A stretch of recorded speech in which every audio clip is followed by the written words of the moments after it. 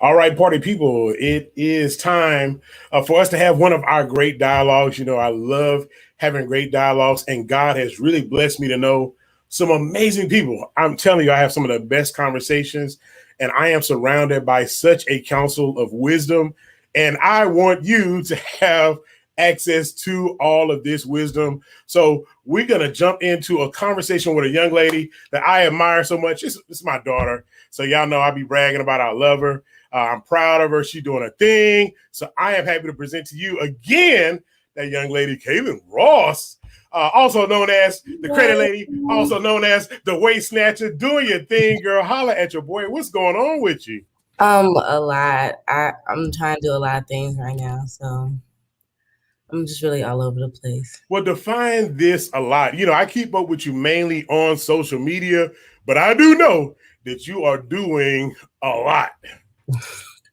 So I have my waist trainers. That's my main thing that I like to do. I'm very active in the credit, so I definitely just hired on my mom. Now she does the credit repair with me, and she kind of runs that side of things. And then I just really focus in on the waist trainers. I'm trying to expand. It's doing really, really well. So Look, I remember when you first started talking about this waist trainers idea, and I was like, okay, this is one of the things I love, love, love, love, love about you is that entrepreneurial spirit that you have, that you're always looking for opportunities, and that you're also patient in developing those opportunities. So let's rewind back and let's talk about how you first got this entrepreneurship bug. Was it always in you, or was it just something that kind of grew up on you once you saw some other people doing it? Um, I think a little bit of both. I feel like it was always in me because I would always was a hustler, so I was always trying to find out different ways to make money. But it really got strong when I just did not want to work my job anymore. Like it just was not working. Every time I would get a new job, it just would not work. So, and then I just realized I was supposed to work for myself. Like me working for somebody else was the problem. It wasn't the job itself. It was Yeah. just the setup. Yeah, so sometimes it's just a setup where you have that free spirit, you have ideas, you are creative, you're a go getter, and you always work with inside of the framework, but you also think outside of the box. So, what is it like being in a setting where you know the rules, but you can be as creative as you want to be?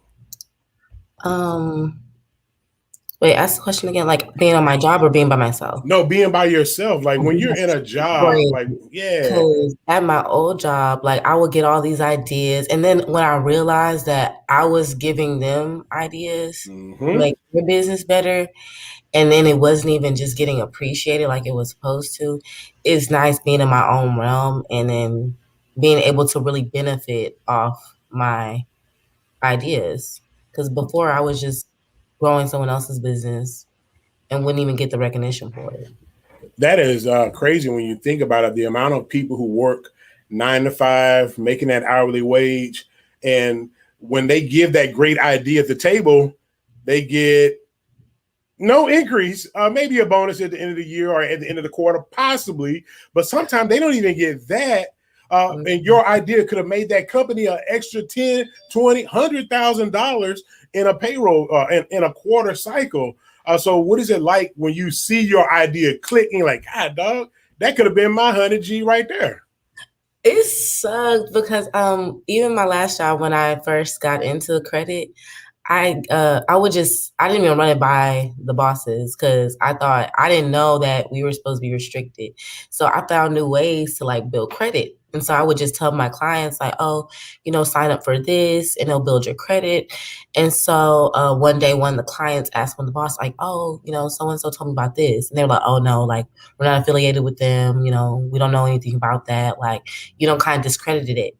And then a couple months back, later, the client comes in like, oh, that really worked. It really boosted my credit. And they were like, oh, for real? So then they started becoming an affiliate with them and then referring it to everyone else.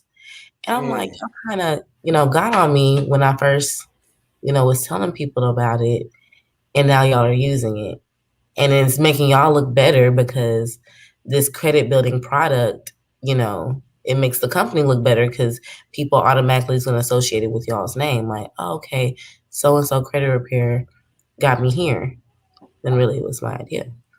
Wow. So the associations are great. It's great to be inside of a network, but you also have to be aware of what you're bringing to that network, your value. So how have you been able to assess your value as an entrepreneur when you're talking to clients, really knowing full well what you bring to the table? Well, what I really like about it now is that all my clients trust me. Like when they come to me, they trust me completely and they just let me have control over everything. It was really different, like working for a company because, we would have to go buy cold call leads. Mm-hmm. So it was a lot of more convincing, but now working on my own, everybody comes to me because they know the results. Yeah. So they already know my worth before they call. So they just give me complete control and they just trust me and I love it. Well, I love that because you are definitely a trustworthy person and an honorable person. So that's one of the things that's going to set you apart from so many people. But I do want to ask you, because we've talked about this before, particularly me being a pastor, is what is it like to have that responsibility? Because it's one thing to have a gift and a talent, and it's like, yeah, I got these ideas. But then when somebody comes to you in a dire situation, like, bro, I'm a 350 right now. I'm gonna need you to go ahead and hit me up so I can get this car at the beginning of the year. And then they say, literally, here is my life. Please don't mess me up. What is it like taking on that responsibility? In situations like that, it does get kind of overwhelming because in the beginning I was working by myself. So it was just, and then you never know. Like credit is very complex. Like everybody's just different. So someone will come to me and they'll see someone's credit get fixed in like a month, and they're like, okay, that's going to happen with me. But it's like I don't know, what accounts you have on there. I don't know how you acquired them. Like I don't know. I don't know if someone tried to work on yours before. So like when people come to me and they're like, oh yeah, I'm trying to get a house in like 2 months. It's like I could, get you there, but I don't know like completely. And I can't make any promises. Like you can never make anybody any promises on what their score is going to be because honestly, you don't know. You just have to try the methods and hope for the best. And I have a general idea based on past experiences, but like, oh, it's like it seems like the people who have like the worst of the worst, they're the ones that are like in a crunch. Like, okay, well, I need this by this. Like, yeah. And then they'll be like, oh yeah, and I hired somebody else and they didn't do it right, so now I need you to fix it. Yeah. I have somebody else's work and you only giving me like 2 months and yeah, it took you 10 years to destroy this bad boy. Yeah. You got 7 years worth of stuff on here, and I'm supposed to clean it up in 2 months. Yeah, and it's like it's possible, but like I can't promise you that. Like I will try my hardest, but I can't promise you. And then it almost got to a point where I didn't even want to take those clients anymore because it's like, look, like I don't want it to come back on me if you don't get the results you want. Because even if, like, let's say they're at 3. And then I get them to like 670, but they really were hoping for like a 7 to be in the 700s. Yeah, they'll still drag me and be like, "Oh, well, you didn't do what I needed you to like." I boosted you 150 points. Like, come on now, a whole lot. Like, yeah. And then it's hard, trying to, keep that wall because, I used to sell cars, and at the car dealership, they're ruthless. Like, if you can't get approved, they'll tell you, like, sir, you can't finance a piece of bubble gum. We can't do anything for you. Kick rocks. But I can't, what I'm saying? I have to, be more, I have to baby the credit repair clients, but it's kind of hard. Well, when I talked to you first about this, one of the things that I loved about it is you talked about the idea of, hey, I'm an entrepreneur. I'm going to make money at this. I know that I'm going to be good at this.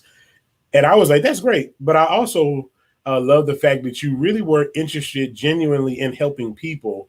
So it wasn't just all about, hey, I'm gonna hit everybody up and I'm gonna max them out. You know what I'm saying? It's like, no. I'm gonna take one person at a time and I'm gonna do my darndest to restore their credit and also to get them back to a point where they can be as fluid and as viable as they need to be to do what they need to do. So do you still see it as kind of a ministry at some level? Yes, because that's the only reason I really just want to do it because it does help people and people don't realize how important it is. Because it's like everybody knows it's important, but they don't know how important it really is until they get good credit and they see all the things they can really do. So it's just about changing people's lives because when I was working at my job where I learned the business, my coworker was making more money than me and he had like a 1 bedroom apartment in the hood, like 3 kids. Yeah. And it was just so, and no car. And I was just so confused because I'm like, you make twice what I make a week. And I was staying in the Galleria, have my own car. And I was just like, I was just so confused. And he told me straight up, he was like, my credit sucks. And I was just like, wow, like you Yeah. can make the same amount of money, even more than someone, and have to live lesser than them just off your credit. Yeah. So literally, you don't even have to just make a whole bunch of money. Like your credit can determine your lifestyle completely. Well, let me stop you there because one of the things I love, love, love, love about you, I'm telling you, because I see you on the social media and I be like, yo, that's my girl. She living like a boss. But I also know behind the scenes, she not spending all her cash and she ain't running up her credit. So when I see you living like a boss, I be bumping my chest like, yo, she doing it the right way. Tell people you ain't got to spend all your cash and flash to live like a boss. How do you do this thing by using your credit and having some good strategies? Tell these people how to do this thing. Okay, so as far as like my business, um, it's all about other people's money, like the loans. I always work off of. I never like to use my own money. I it's very rare. And what I do with my money, like I like to invest. And my mom, she also sells insurance policies, whole life insurance policies, where you can put your money where it can grow. Mm-hmm. So while I'm using the bank's money to do what, like to say the risky things, like when I want to expand, get more merchandise, like you never know what's really going to happen until you just do it. You can do as much research as you can, but at the end of the day, you don't know what your sales are going to be like or anything until you actually do it. So with my personal money, I always like to grow it. So I don't even if I don't just get a return off whatever business venture I'm trying at that time, my money that I didn't spend is always growing. Yeah. Whether it's in, something my mom can refer to me or like stock like that. So with the credit, it's always good to have good credit. So if you do need to pull out a loan, you can do that. Because at the end of the day, if you have an LLC, if it doesn't work out, that falls under the LLC. So it wouldn't fall on you. Yeah, I think that's one of the secrets. It is not even a secret. It's just information that we really haven't accessed, and we haven't had people like you that can come and teach us and show us the game. But part of the entrepreneurship spirit, owning a small business, is the tax benefits that you have with it, as far as in which you can write off, which you can hide under this umbrella. And talking about writing off, we're talking house, we're talking cars, even the business losses that you may take on something that you take out a loan, buy some merchandise, it doesn't work. At the end of the year, it's like, hey, look, I took a loss this year. So these are all things that work together. And when you're working with people like yourself and protecting your credit, you can really do some really special things through that. So talk about this boss lifestyle, because one of the other things I love is you live a really, really solid lifestyle, but it's not always about flashing. Sometimes it's just about that good, clean living. Talk about that good living where you ain't got a care in the world, where you have cares, but because you're disciplined in the right areas, you're living with a level of peace that not everybody's living with. So talk to me about how credit allows you to have that kind of peace. Um, it's just because I don't. It just how can I explain this? Like I said, when your credit's better, your lifestyle is just naturally better. Like people don't understand the extent of the rewards you get off of having good credit. Just like I have a United Airlines credit card. So, you get flight points. Like when I first got the credit card, I got like 30,000 miles.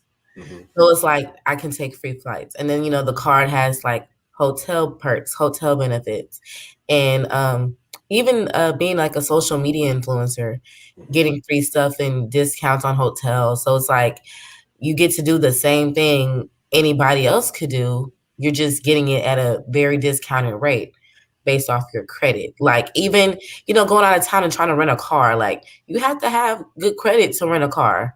Yeah. So it's just like people just especially if you're trying to stunt. Now, you trying to get a Ford Festiva, you can get that. But if you're trying to get the Lambo, you're not pulling off the lot with no 300 credit score. That's not gonna happen. Not at all. Like it's just people just don't even know to the extent of like all the perks. Like there's just so many perks like with these credit cards, and when you have credit and you are trying to run a business and you're pulling out loans, you don't have to use your money. So now you have more money that you can actually go enjoy with. And it's just nice. And just knowing how to save your money and where to put it. Cause I have this rule, like whatever I spend, I save. So if I want to spend $1,000, I need to save $1,000. I need to invest $1,000. Gotcha. Now, what I want you to talk about in the next couple of minutes, and then I want you to actually talk about your businesses, because I know you got two different businesses that you're running, as well as I didn't really think about the fact that you're also making money as an influencer. I really didn't think about that. But talk to me about the discipline that it takes to actually pull this off, because I think some people have tried it, but because they're not disciplined, they make the first couple of payments on a credit card. They're paying attention to the loan for a few seconds, and then they miss a payment, or they miss that, and then they off track. What kind of discipline? Do you have a calendar? You got a schedule? You got 5 or 6 notifications on your phone? You got what do you do? Or are you just naturally disciplined like that? I'm not. I have auto pay. The first time I fixed up my credit, I messed it up again because I missed payments on a credit building product, and I messed it up because so auto pay. Yeah. And then like even when I have it on auto pay, I have this I just like to change my debit cards frequently, because there's like a lot of scammers out there. So I don't like keeping the same card information, and then I'll forget to like, renew it. So like I always set reminders. Calendar is your best friend. The reminder app if you have an iPhone, the reminder app, the calendar on your phone is your best friend. It will remind you, and just auto pay. Just auto pay. That's smart. And that I love that you're sharing that, because we have to work to our strengths, because what you'll find is as you get older, you get smarter and wiser, but you are extended out so much, you begin to forget little things, and so the difference between paying something on the 13th and on the 16th is a big deal. So, you have to keep these things and you have to work to your strength. Now, tell me about these businesses that you have, and then tell also people how we can help them and how they can get access to it. Okay, so first and foremost, I have the credit repair business, the credit builders.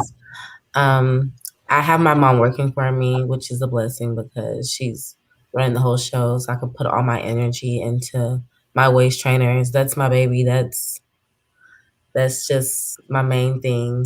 So I have my waist trainers on Instagram, Curve by K, and the credit business, the credit builders on Instagram. And I have a graphic designer making websites for both of them. So it's going to look real nice in the upcoming weeks. And then I'm trying to explore some new things, but they're still new. So I don't like talking about stuff I haven't grown into yet. But yeah, don't put it all out there. Yeah, hopefully that works out too. And then if that works out too, everyone's gonna see it all over social media anyway. Got it. All right, now Airbnbs. I forgot about that. And the Airbnbs.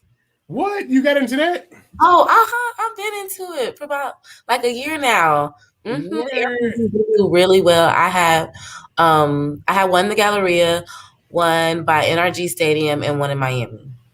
Wow. Handle your business. Really, really proud of you, young lady.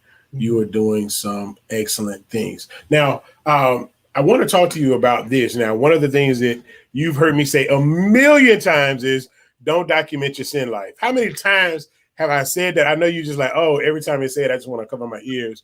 But now that you are an influencer and now that you represent multiple products that are all associated with you, what is it like knowing that your image is everything, your name is everything, and having to know what to involve yourself with, what to take a picture of, what to say, and what to hold off on? What is it like having to now see yourself literally as a business and not just Kaylin Ross who can say whatever the hell she want to say? Yeah, it's a challenge because everything I do conflicts each other. So like, the partying, the trips, all the little flashy stuff, it helps because I'm an influencer, so that's what people follow me to see is all of that. So even when I tried to die down, like, and I was really on my credit game and I would only post that, everybody was just like not really tapping in. And then when I started posting my old content again, everybody was like, oh my God, I'm so happy you're done posting the credit repair stuff. And then that's when I realized, okay, like even though I'm the credit repair guru, people don't look as, the waist snatcher for that. So that's why I did decide to hire my mom, because she's more of the image I would want for that, because I don't want to intertwine the two, because I don't want my personal life to conflict my ability to do my job. So, and I took hints from other entrepreneurs, because like a lot of these social influencers or these Instagram models, they'll have like legitimate business going on, and what they taught me is don't even let people know that you run your business or you own your business, because they see you and they'll think, okay, well, this isn't legit, or like, I don't trust it, because they see how you live. But then when they know it's not attached to you, and like you make it seem like you're just like an ambassador for them and you're just promoting for them, they'll be more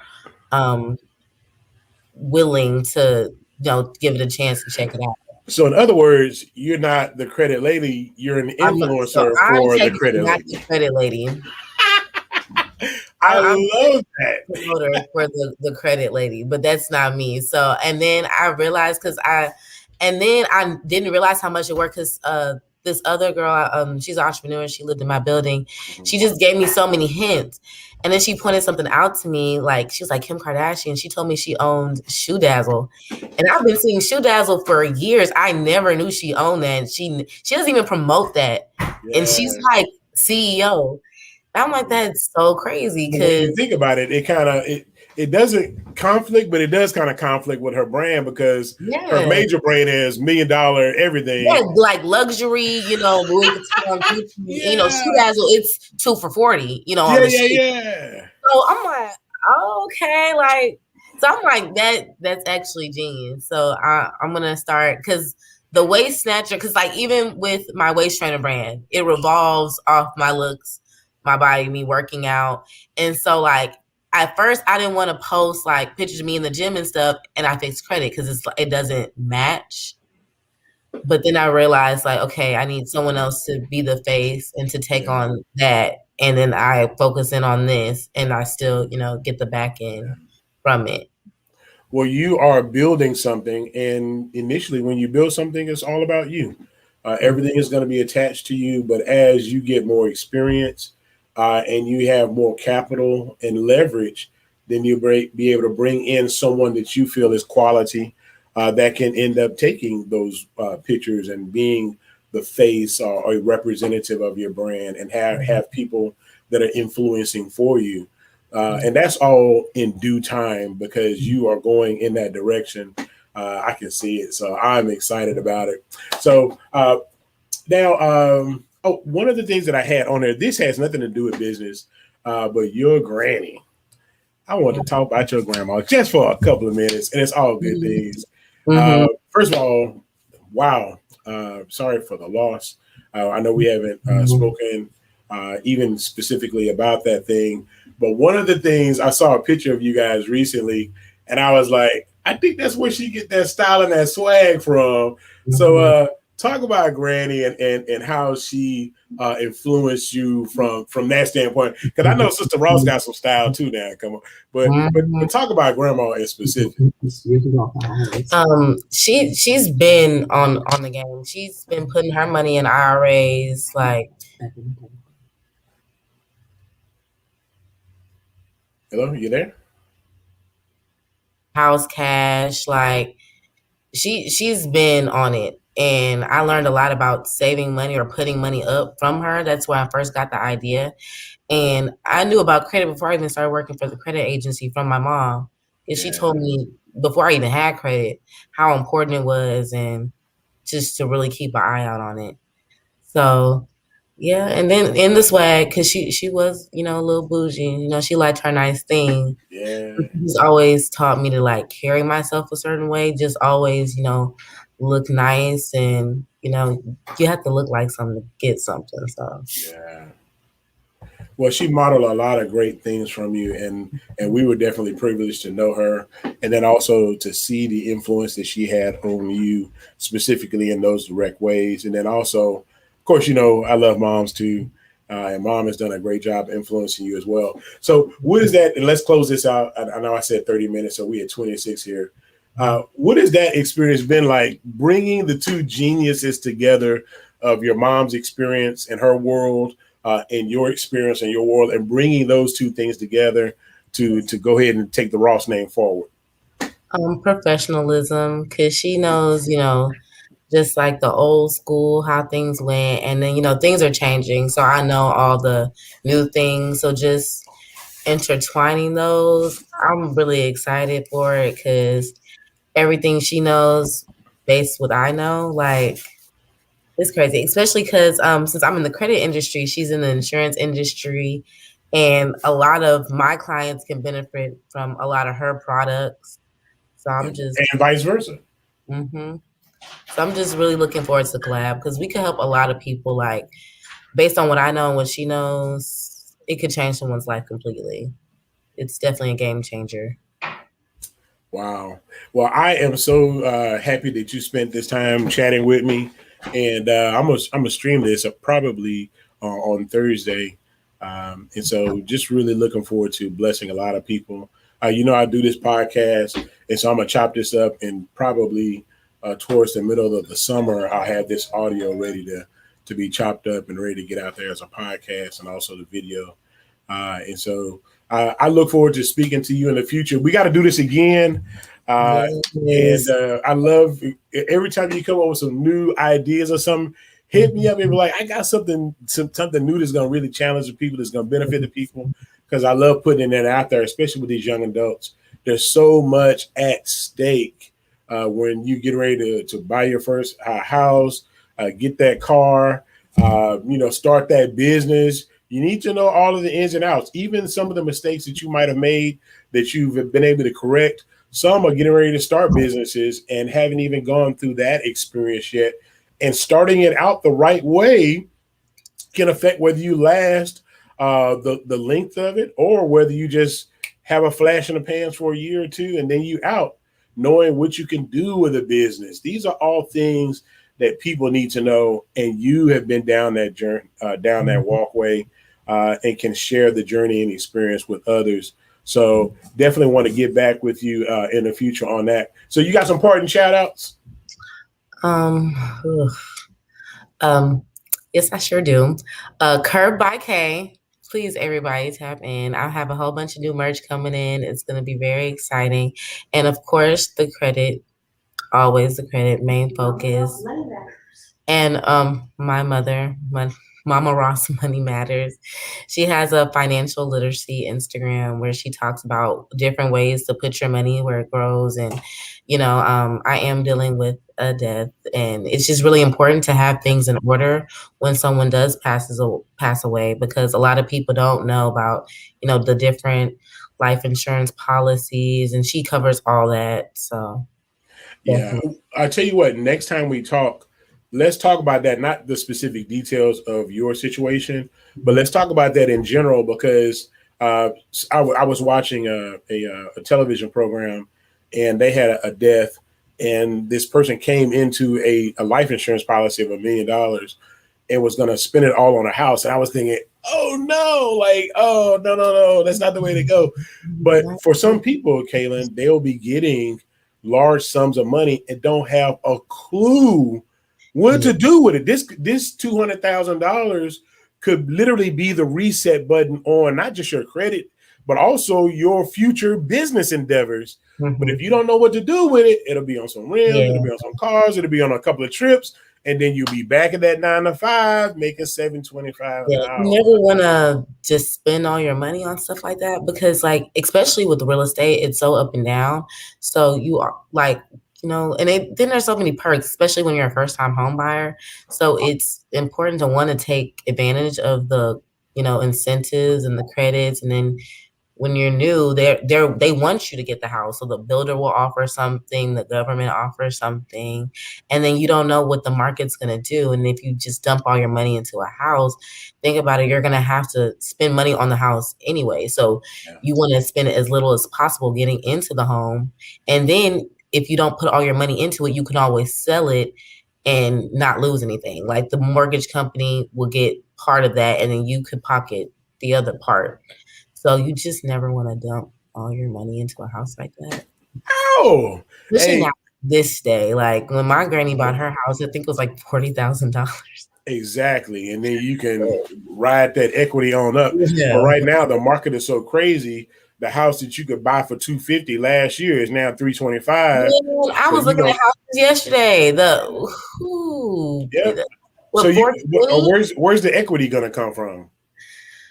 And people are paying over for houses now. Since the prices of lumber went up, people are paying like I saw a house for $420,000. People will pay $450 cash to get in that house now. And my friend bought a house about like a year ago, and the value already went up $50,000. Yep.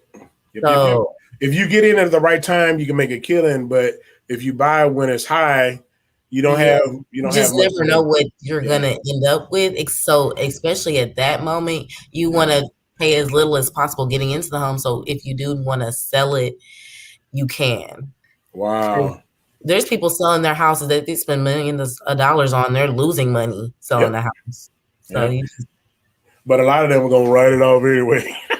That's why you got to know what you're doing, and that's why people like you are so important. I'm gonna let you go. Tell Mama Ross I love her, and thank you for all that she's doing, and thank you for the blessing that you've been in my life. You know, I love you. I love what you are doing, and I look forward to this next meeting. We'll set it up on down the line, and let's talk about even the money, the Ross Money Works piece of it, because we can talk about really how to start at a young age, strategically putting yourself in a position to manage yourself, to position your future. And also, if you receive something in, how should you handle that? I think that would be an excellent dialogue. So look here. Thank y'all for joining us for this podcast. Hope you enjoyed the conversation. Make sure you reach out to young Kaylin Ross. She's doing some boss things, and she's not just bossing, like showing stuff. Like she's bossing behind the scenes, right? She can pull up the paper to show you boss, not just some jewelry or some clothes. That's flashy stuff. That's nice stuff, but that's not always what a boss looks like. Hook up with somebody like her and let her really show you how to make some serious boss moves. Hey, I love you, Johnny Ogletree III. Thank you for joining us on this podcast, and we will see you the next time we resume.